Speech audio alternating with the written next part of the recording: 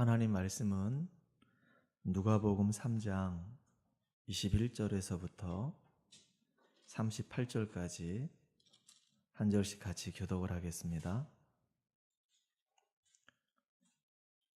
누가복음 3장 21절부터 38절까지입니다. 백성이 다 세례를 받을새 예수도 세례를 받으시고 기도하실 때 하늘이 열리며 성령이 비둘기 같은 형체로 그의 위에 강림하시더니 하늘로부터 소리가 나기를 너는 내 사랑하는 아들이라 내가 너를 기뻐하노라 하시니라. 예수께서 가르치심을 시작하실 때 30세쯤 되시니라.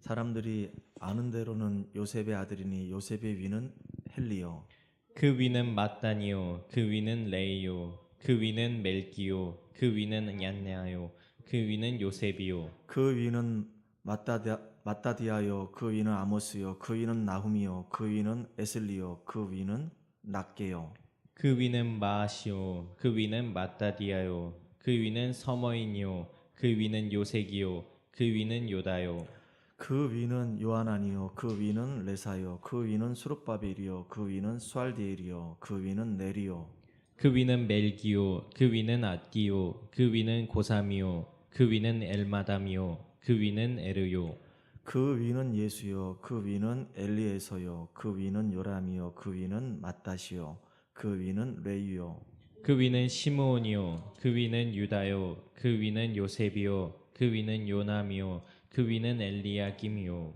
그 위는 엘레아요 그 위는 맨나요 그 위는 마따다요 그 위는 나단이요 그 위는 다윗이요 그 위는 이세요 그 위는 오벳이요 그 위는 보아스요 그 위는 살몬이요 그 위는 나손이요 그 위는 아미나답이요 그 위는 아니요 그 위는 헤스론이요 그 위는 베레스요 그 위는 유다요 그 위는 야곱이요 그 위는 이삭이요 그 위는 아브라함이요 그 위는 데라요 그 위는 나홀이요 그 위는 수룩이요 그 위는 루어요 그 위는 벨렉이요 그 위는 헤버요 그 위는 살라요 그 위는 가이난이요 그 위는 아바삭이요 그 위는 셈이요 그 위는 노아요 그 위는 레멕이요 그 위는 무두셀라요 그 위는 에녹이요 그 위는 야렛이요 그 위는 마하랄렐이요 그 위는 가이난이요 그 위는 에노스요 그 위는 셋이요 그 위는 아담이요 그 위는 하나님이시라. 아멘.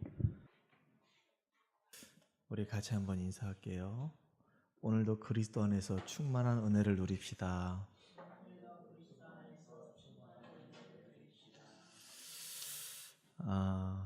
오늘은 육신을 입으신 예수 그리스도란 제목으로 같이 말씀을 나누려고 합니다.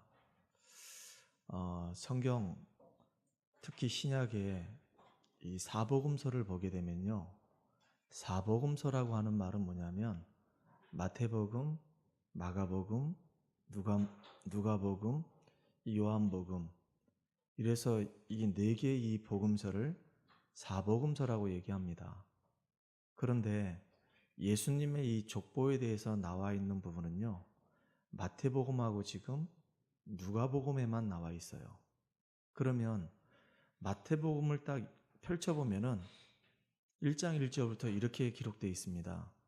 아브라함과 다윗의 자손 예수 그리스도의 세계라 라고 해서 아브라함부터 시작해가지고요, 누가 누굴 낳고 누가 누굴 낳고 누가 누굴 낳고 누가 누굴 낳고 이렇게 나오거든요. 그러면서 다윗을 지나면서 다윗이 솔로몬을 낳고, 그것도 우리아의 아내 밧세바를 통해서 솔로몬을 낳고, 이렇게 기록되면서 쭉 이렇게 누가 누굴 낳고 하다가 요셉을 통해서 예수가 이 땅에 오시니라, 이렇게 기록이 되어 있습니다. 그런데 지금 마태복음 같은 경우는요, 아브라함부터 시작해가지고 위에서부터 아래로 쫙 이렇게 순서대로 이렇게 내려갑니다. 그런데 오늘 이 누가복음은요, 반대로 이렇게 올라갑니다. 반대로 지금 밑에서부터 위로 쭉 올라가요. 근데 이상한 부분이 있어요.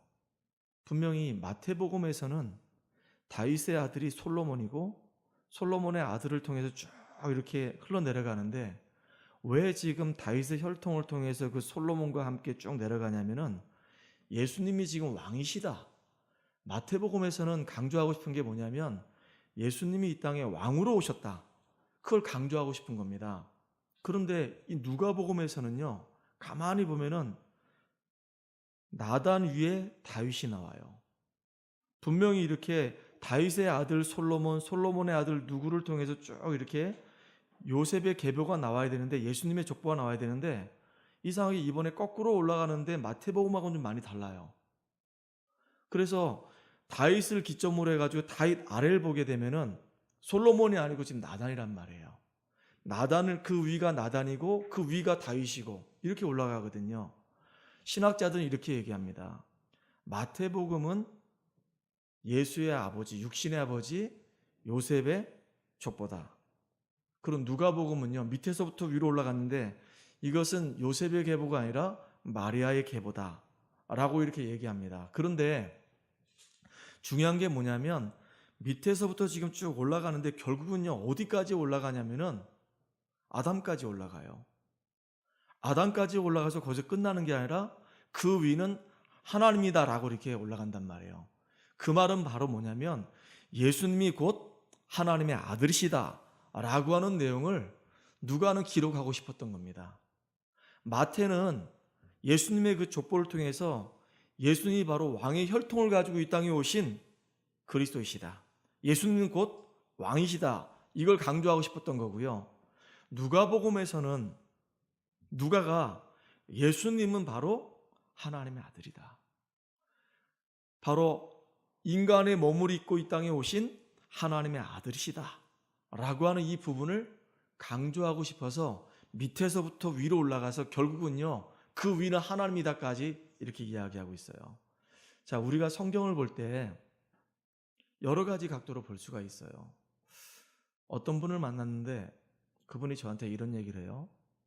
목사님, 저는 지금 교회를 다니고 있지 않지만 성경을 제가 읽고 있습니다. 성경을 읽다 보니까 너무 좋은 말씀들이 있어가지고 그 말씀들이 이상하게 제 마음을 감동을 주네요. 그래서 제가 지금 교회는 안 가지만 성경 말씀은 너무 좋아서 여러 번 읽었다는 겁니다. 그래서 제가 이제 물어봤어요. 그 선생님이 이제 성경 말씀을 읽으셨는데 어떤 부분들이 이렇게 선생님 마음을 감동을 주셨습니까? 라고 물어봤더니 여러 가지 이야기를 하더라고요. 당장 지금 생각나는 게 없어서 일단은 뭐 오른손이 하는 일을 왼손이 모르게 해라. 뭐 이런 말 있잖아요. 또 하나 어떤 말이 있냐면은 좋은 날을 보려면은 혀를 금해라. 뭐 이런 말도 있고요. 또 네 부모를 공경하면은 장수할 것이다. 뭐 단편적으로 얘기하면 그런 부분들이 자기한테 이렇게 좀 감동이 됐다라고 얘기하더라고요. 또 하나는 성경을 읽다 보니까 요셉 이야기가 자기한테 그렇게 마음에 와닿더라는 거예요.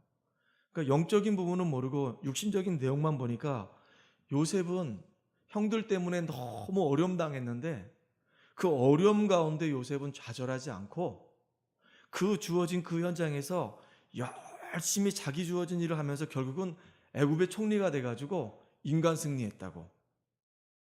야, 요셉처럼 살아야 된다고. 어려움 가운데 많은 사람들은 다 낙심하고 좌절하고 다 무너지는데 그 사람이 그런 말을 하더라고요. 요셉을 보니까 그렇게 어렵고 그 힘든 환경 속에서도 무너지지 않고 자기에게 주어진 일을 최선을 다해가지고 열심히 해가지고 사람들한테 인정받으면서 결국은 성공까지 이끌어가는 주역이 됐다고. 그렇게 얘기하더라고요. 뭐 그럴 수 있겠죠. 성경을 이렇게 육신적으로만 볼 수 있습니다. 또 불신자가 이렇게 보게 되면 이해되는 부분이 있다, 그 얘기예요. 또 성경을 보게 되면은 불신자는 도저히 이해할 수 없고 구원받은 사람만 이해할 수 있는 부분이 있어요. 예수를 믿으면 구원받는다. 예수를 믿으면 죄와 이 사단과 이 지옥 권세에서 해방되고 하나님 자녀가 된다. 이거는요, 불신자가 도저히 이해할 수 없는 말입니다. 이 말은요, 신자만 이해할 수 있는 거예요. 한 번은 안산에 있을 때인데 그때 성도들과 함께 안산 역전에 나가서 찬양 전도합시다 해서 그때 이제 악기들을 가지고 성도들과 함께 나가서 이렇게 기타를 둘러매고 치면서 찬양을 한 적이 있습니다. 목표는 뭐냐면 조선족들한테 복음 전한다. 왜냐하면 그 안산에 중국에서 사역하시다 들어오신 목사님이 계세요. 한국분인데 자기 마음에 이상하게 중국에 대한 마음이 있어서 중국에 들어가서 이제 사역을 하다가 추방을 당했는지 어쨌는지 아무튼 한국에 나왔어요. 나왔는데 안산으로 오셨는데 안산에 이제 반월공단이 있고 시화공단이 있는데 거기에 중국 사람이 굉장히 많습니다. 한족도 많고 조선족도 많고 이분이 오셔가지고 자기가 지금 중국에서 오랫동안 사역했던 목사인데 선교사인데 우리를 좀 도와달라. 우리는 한국 사람 사역하는 게 아니라 우리는 지금 한국에 와 있는 중국인들 사역하고 싶다. 한족들 사역하고 싶다. 조선족들 사역하고 싶다. 그래서 전도를 하고 싶은데 우리는 지금 너무 없으니까 좀 우리 좀 도와달라. 그래가지고 가서 이제 우리가 중국인들, 한족들, 조선족들 이렇게 그분들만 딱 만나가지고 복음을 전하기 위해서 이렇게 찬양팀을 꾸려서 갔단 말이에요. 근데 우리 한국 사람들은 옷을 딱 보면은요 굉장히 화려해 보여요. 아주 섬세하고요 센스 있어 보입니다. 근데 조선족들하고 한족들 딱 옷을 보면은 뭔가 티가 나. 꼭 조선족 같은 티가 나고요. 꼭 중국 사람 같은 티가 난단 말이에요. 얼굴 때깔도 마찬가지입니다. 우리 한국 사람들 얼굴 보세요. 얼마나 윤기가 잘잘잘 흐릅니까? 근데 중국 사람들이나 한족들 보게 되면 우리처럼 이렇게 얼굴이 막 이렇게 줄줄줄 이렇게 윤기가 흐르지 않더라고요. 그런데 그때 그분들한테 이제 복음 전하려고 찬양도 하면서 이제 기다리고 있는데 어떤 아줌마 두 분이 지나가면서 얘기하는 거예요.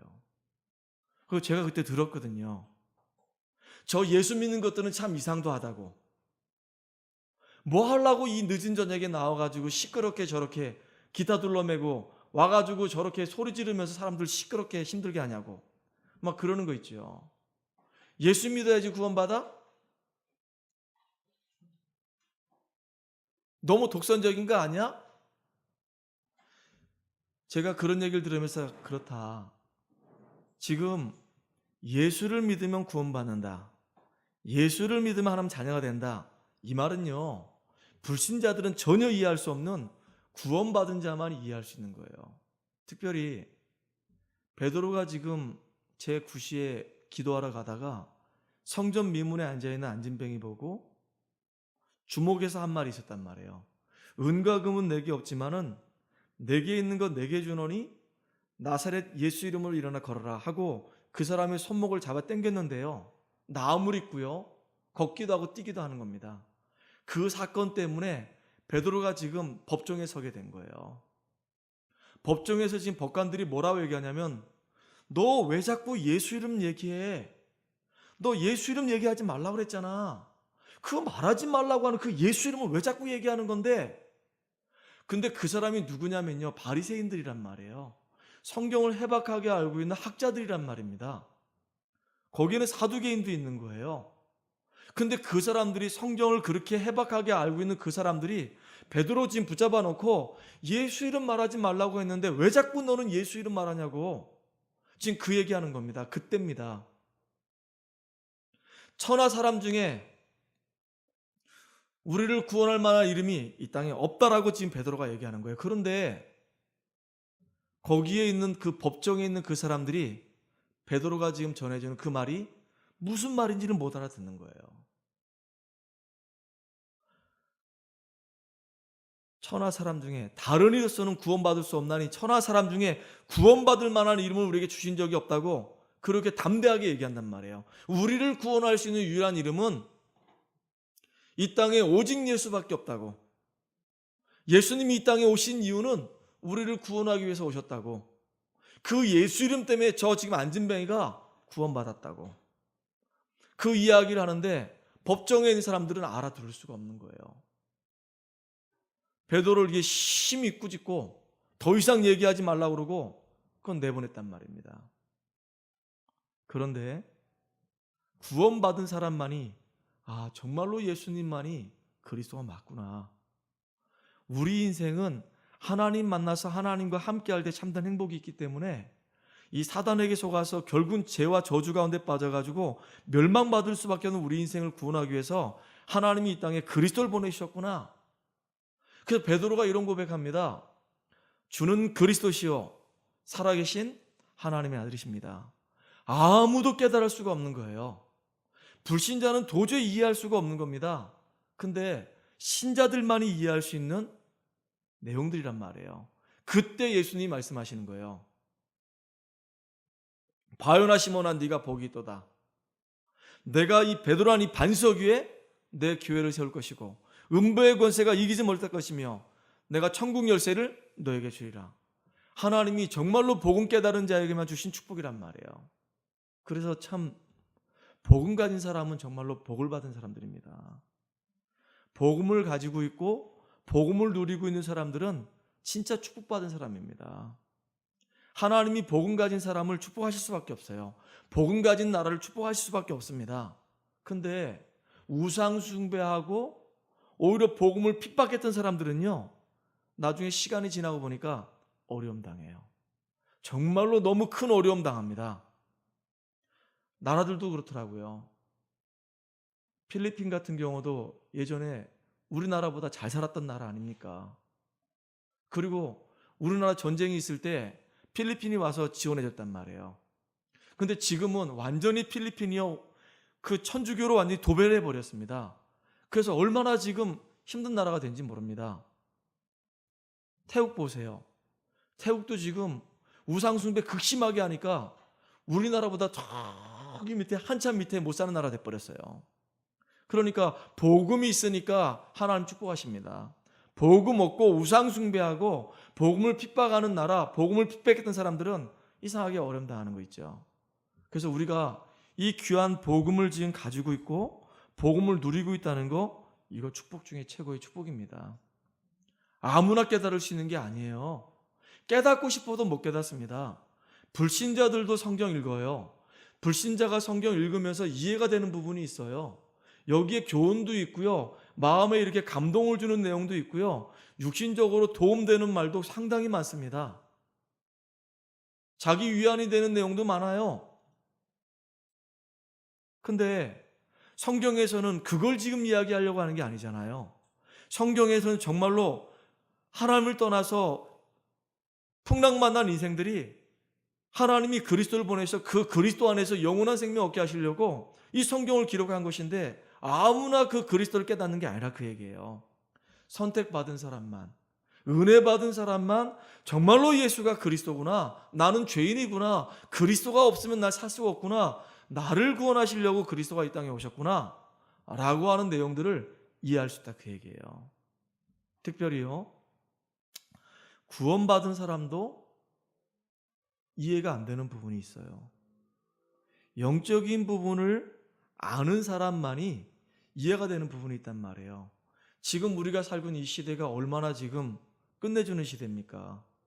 얼마나 지금 과학이 발전했습니까? 지금요, 핸드폰을 가지고 별의별 걸 다 하는 시대입니다, 지금. 나중에는 이 핸드폰 안에서 우리가 지문만 딱 인식하면 내 건강까지도 다 체크하는 그런 기능까지 나온다고 하더라고요.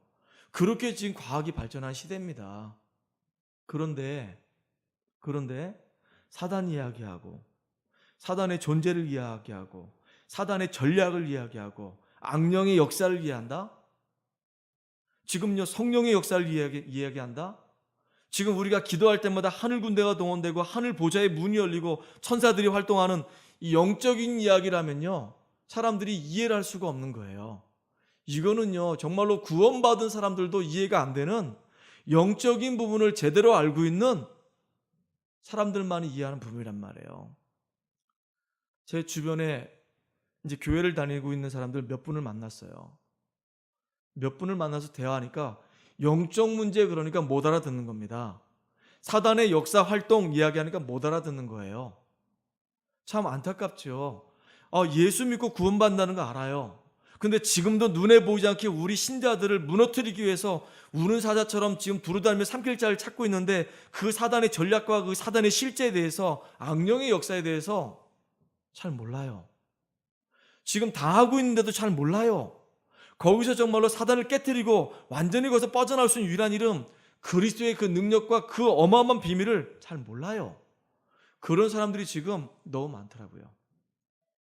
오늘 우리는 정말로 성경 속에 있는 그리스도 이름 때문에 구원의 축복 누리고요. 그 그리스도 이름 때문에 우리가 영적인 싸움하는 가운데 복음의 뿌리 내려서 승리하는 축복의 사람, 응답의 사람 되기를 주의 이름으로 축복합니다. 특별히 왜 예수님께서 이 땅에 육신을 입고 오셨을까요? 예수님이 이 땅에 육신을 입고 이 땅에 오신 이유는 세 가지 이유가 있어요. 예수님이 이 땅에 육신을 입고 오신 이유는 그 첫 번째가 영적인 문제를 해결하기 위해서 예수님이 육신을 입고 이 땅에 오셨어요. 창세기 1장에 보면은 하나님이 우리 인간을 축복하십니다. 그리고 이 땅에서 승리할 수 있도록 하나님이 우리에게 언약을 맺었어요. 동산에 있는 모든 나무의 열매를 먹을 수 있지만은 선악과 먹지 말라 그 얘기입니다. 우리를 보호하기 위해서 우리가 이 땅에서 승리할 수 있도록 하나님과 우리 사이의 약속이라 그 얘기예요. 그런데 평상시 친하게 지냈던 이 뱀 속에 누가 들어가냐면 사단이 들어가서 아담과 하와를 유혹하는 겁니다. 너 저 선악과 먹어도 죽지 않아. 선악과 먹으면은 네 눈이 밝아져서 네가 하나님처럼 될 수 있어. 이게 지금 누구의 전략이냐면 마귀의 전략이에요. 하나님 하지 마. 네 자신을 믿어. 네가 인생의 주인이야. 네 마음껏 네가 왕노릇하며 살 수 있는 거야. 이게 지금 마귀가 우리를 속이는 거란 말이에요. 또 사람들이 그래요. 야, 선악과 하나 먹었는데 그 선악과 먹은 그것이 뭐 그렇게 큰 잘못이기 때문에 인간이 전부 다 이렇게 다 죄악 가운데 빠져서 다 멸망해야 되냐. 근데 사실은요, 선악과 먹은 것도 문제지만요, 누구 말을 들었냐가 너무 중요한 거예요. 마귀 말을 들었기 때문에 영적인 상태가 마귀 말을 듣고 하나님 말씀에 불순종할 수밖에 없는 상태가 됐기 때문에 결국은요, 하나님 말씀을 불순종하고 멸망할 수밖에 없게 된 겁니다. 완전히 망한 거예요. 그래서 지금 예수님이 이 땅에 오신 이유는 뭐냐면 영적 문제 해결하려고요. 자꾸 내가 주인 되려고 한단 말이에요. 하나님이 우리 인생 주인 되면 승리하는데 눈에 보이지 않는 이 사단에게 속아서 내가 내 인생의 주인 되려고 한단 말이에요. 지금 우리가 살고 있는 이 시대의 사람들의 이 관심을 이 사단이 다 뺏어갑니다. 물질 중심으로 우리의 마음과 생각을 뺏어가고요. 성공 중심으로 우리 마음과 생각을 뺏어간단 말이에요. 창세기 6장에 보니까 네피림이 도래에 있어요. 하늘에서 떨어진 자. 하늘에서 떨어진 이 사단이 사람들의 이 마음과 생각을 전부 다 하나님께로 향해 있던 이 마음과 생각을 전부 다 육신적으로 다 빠지게 만드는 겁니다. 성공을 향해서 얼마나 열심히 노력하게 만드는지 몰라요. 근데 나중에 성공해놓고 한계 와서 무너지게 만들고 절망하게 만들고 좌절하게 만들고 그게 전부 다 누구냐면 사단이 그렇게 한다 그 얘기입니다. 우리도 모르는 사이에 벌써 우리가 살고 있는 이 세상은요, 사도행전 13장, 16장, 19장이 완전히 문화화돼 버렸어요. 무속문화, 점술문화, 이 우상문화가 우리도 모르는 사이에 시간을 통해서 전부 다 이 땅을 다 장악해 버렸어요. 많은 사람들이 지금도 알게 모르게 무속인의 영향받고 있고요, 점술의 영향받고 있고요, 우상의 영향받고 있고요. 그렇게 지금 살아갑니다. 그런 가운데 태어나는 인간들은 운명 가운데 살 수밖에 없어요. 태어나고 보니까 이미 벌써 영적인 상태는 죽은 상태입니다. 마귀 자녀로 살아가는 거예요. 그럼 마귀한테 끌려다니는 겁니다. 끌려다니고 있으면서 끌려다니는 걸 모르는 거예요. 그러니까 수고하고 무거운 짐을 짊어지죠. 육신적으로는 실패하죠. 어느 날 이제 인생의 마지막 날이 됐을 때는 하나님이 예비는 지옥으로 갈 수밖에 없고 후손까지 망하는 그런 인생을 살아갑니다. 이 12가지 문제에 얻어 걸려 있기 때문에 이 문제는요, 도저히 우리 힘으로 해결이 안 되는 겁니다. 우리가 하나님 만나서 하나님과 함께 할 때 참된 행복이 있는데 이 사단에게 속아서 전부 다 나 중심의 인생을 살아가고 물질 중심의 인생을 살아가고 성공 중심의 인생을 살아간단 말이에요. 잘 사는 사람이나 못 사는 사람이나 점술과 무속의 영향을 받고 우상 숭배하면서 살아간단 말이에요. 이 마음과 생각이 전부 다 그쪽으로 지금 빼앗겨 살아간단 말이에요. 태어나고 보니까 벌써 운명의 굴레 속에서 살아갈 수밖에 없어요. 망하는 시간표 속에서 끌려갈 수밖에 없는 겁니다. 이게요, 개인의 노력으로 인간의 방법으로 이게 해결되는 게 아닙니다. 그래서 이 문제 해결하시려고 하나님이 그리스도로 이 땅에 오셨다 그 얘기예요. 그 요한일 3장 8절에 보니까 하나님의 아들이 나타나신 것은 마귀의 일을 멸하기 위해서 오셨다 그랬습니다. 나는 길이요 진리요 생명이니 나로 말미암지 않고는 아버지께로 올 자가 없다 그랬어요. 예수님이 이 땅에 오신 것은 섬김을 받으려 오신 것이 아니라 대속 제물이 되기 위해서 이 땅에 오셨다 그랬습니다. 그래서 예수님은 이 땅에 성육신하셔서 육신의 몸을 입고 이 땅에 오신 이유가 뭐냐면 우리가 도저히 해결하지 못하는 우리의 영적인 문제를 완전히 해결하시려고 육신의 몸을 입고 이 땅에 오셨습니다. 두 번째, 예수님이 이 땅에 오신 이유가 뭐냐? 예수님이 이 땅에 육신의 몸을 입고 이 땅에 오신 이유가 뭐냐? 우리를 구원하기 위해서 이 땅에 오셨어요. 그래서 예수님이 십자가상에서 죽으시고 부활하시면서 우리가 해결하지 못하는 인생의 문제를 다 끝내놓으셨기 때문에 이제는 그 예수가 그리스도라는 사실을 믿고 영접하게 되면은 영접하는 자 곧 그 이름 믿는 자들에게는 하나님의 자녀가 되는 권세를 주신다 그랬어요. 영접하는 순간에 죄와 사망의 법에서 완전히 해방되는 하나님의 역사가 일어납니다. 진리를 알지니 진리가 너희를 자유케 한다 그랬어요. 그러니까 예수를 믿게 되면은 주님 안에서 참된 진리 안에서 자유를 누리게 돼 있다 그 얘기입니다. 특별히요. 요한복음 5장 24절에 보니까 내가 진실로 진실로 너에게 이르노니 내 말을 듣고 나 보내신 이를 믿으면 영생을 얻었고 심판에 이르지 아니하나니 사망의 생명으로 옮겼느니라 그랬어요. 사망의 생명으로 옮겨지는 역사가 일어나는 겁니다. 정말로 예수를 믿고 예수를 마음에 영접하게 되면은 우리 안에 성령이 들어오시는 순간에 하나님의 자녀가 되고 사망의 생명으로 옮겨지고 심판받지 아니하고 영원한 생명을 얻는 하나님의 역사가 일어난다 그 얘기예요. 예수 믿는 사람에게는 반드시 변화가 오게 돼 있어요.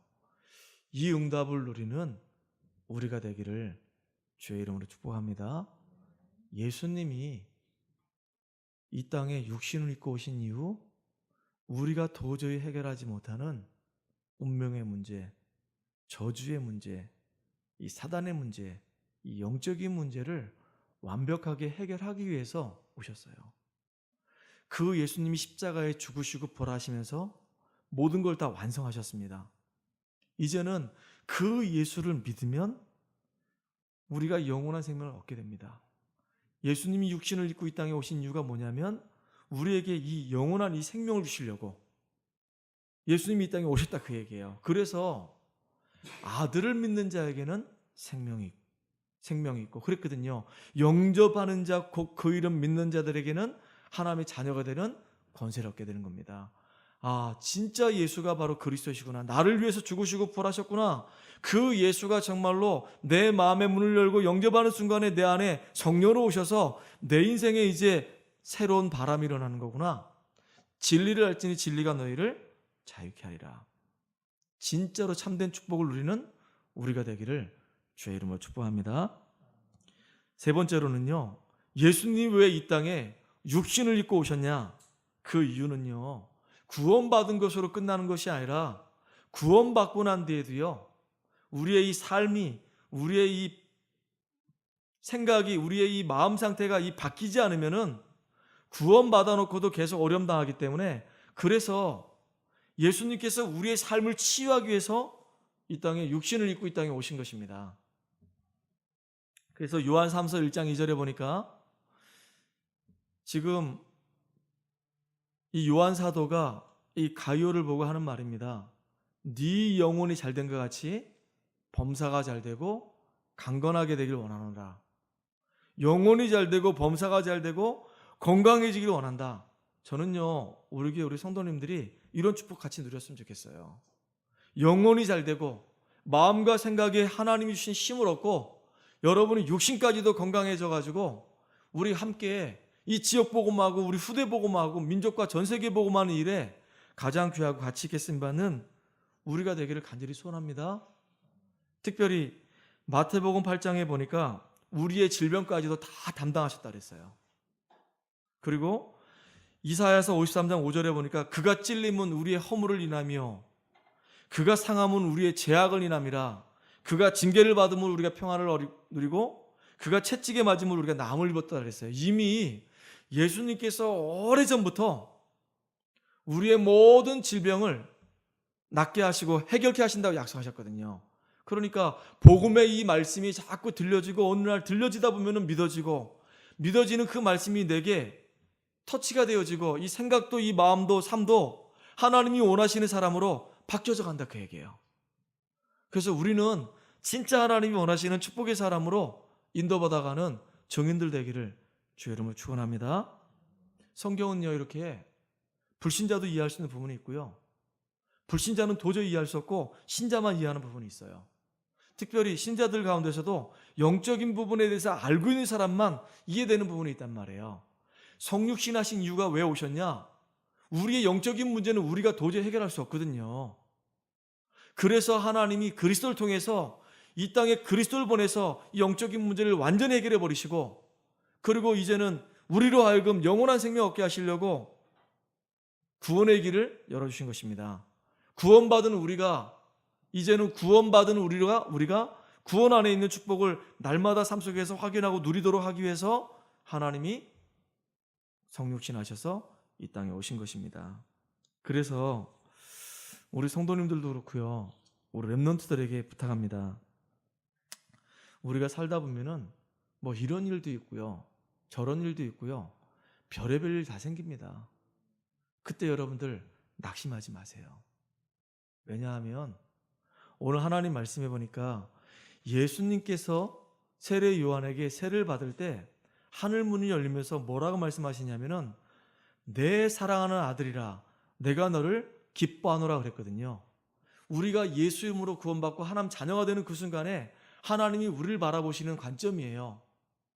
여러분 성도 한 사람 한 사람이 내 사랑하는 자요, 내 기뻐하는 자라고 하셨기 때문에 여러분 하나님이 우리와 함께 하시고 우리를 사랑하시고 우리를 기뻐하시고 우리의 인생 문제를 그리스도 안에서 완전히 해결해 버리셨기 때문에 여러분 문제 오더라도 어려움이 온다 하더라도 낙심하지 마시기를 주의 이름으로 축복합니다.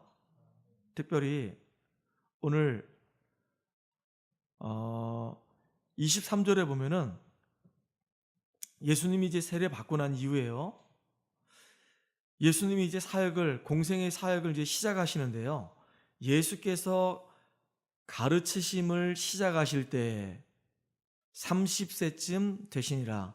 성경에 보니까 예수님의 공생의 사역을 시작할 때 몇 살에 예수님이 시작했다고 하는 내용은 여기밖에 없어요. 30세 때 예수님이 본격적으로 이제 사역을 시작하신 겁니다.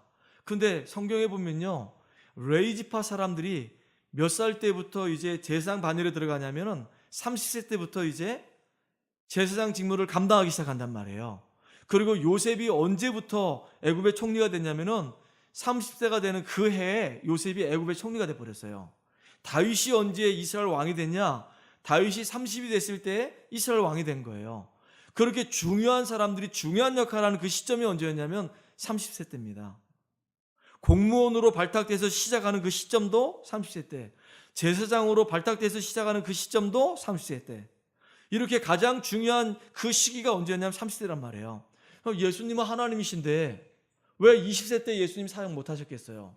왜 25살 때 예수님 사역 못 하셨겠냐고요? 30세 때까지 기다린 겁니다. 그 이스라엘의 규례니까. 우리 렘넌트는요 지금 준비하고 기다리는 시간표입니다. 하나님의 분명한 때가 있기 때문에 하나님 때를 기다리는 거예요. 우리는 하나님의 때를 준비하며 기다리면서 인도받는 축복의 사람 되기를 주의 이름으로 축원합니다. 기다리다 보면 여러 가지 어려움도 있고 문제도 있을 수 있어요. 그때 우리 낙심하지 말고 실망도 하지 말고 좌절도 하지 말고 분명히 하나님이 우리를 사용하실 때가 오기 때문에 그때를 위해서 오늘 우린 준비하자 그 얘기입니다. 그리고 우리 렘넌트가 그렇게 준비된 상태에서 요셉처럼 다윗처럼 복음 안에서 참된 성공을 누리는 축복의 증인들로 온전히 세워져가는 멋있는 우리 렘넌트, 우리 응답의 우리 성도님 되기를 주의 이름으로 축복합니다. 오늘 말씀 잠깐 정리하면요. 성경은 중요한 이야기를 하고 있어요. 복음을 지금 강조하고 있습니다. 예수님이 이 땅에 왜 성육신에서 오셨나? 그 이유를 지금 설명하고 있어요. 영적인 문제 해결하기 위해서, 우리에게 영원한 생명을 주기 위해서, 그리고 우리의 이 생각과 우리의 마음과 우리의 삶이 치유받아서 하나님의 복음의 이 축복을 누리도록 하기 위해서 이 땅에 성육신하셔 오셨단 말이에요. 그래서 우리에게 문제 와도 낙심하지 말고 하나님의 때를 바라보고 우리가 준비하면서 기다리고, 그래서 복음 때문에 참된 성공하는 우리 모두가 되기를 주의 이름으로 축복합니다. 하나님 감사합니다. 하나님께서 성경을 통해서 그리스도의 참된 복음의 이 비밀을 날마다 풍성하게 누리게 하여 주시옵소서.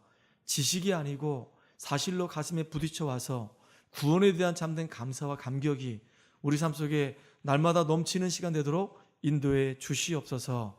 하나님, 정말로 그리스도를 이 땅에 육신을 입고 보내신 이유가 영적인 문제 해결하시고 우리에게 영원한 생명을 주시기 위해서, 그리고 참된 치유를 통해서 완벽한 축복 누리게 하시려고 하나님이 이 땅에 그리스도를 보내주실 믿습니다. 그 그리스도 안에서 우리가 참된 행복을 찾게 하시고 참된 복음을 누리며 참된 평안을 얻으며 힘 있는 삶을 살아갈수록 인도하여 주시옵소서.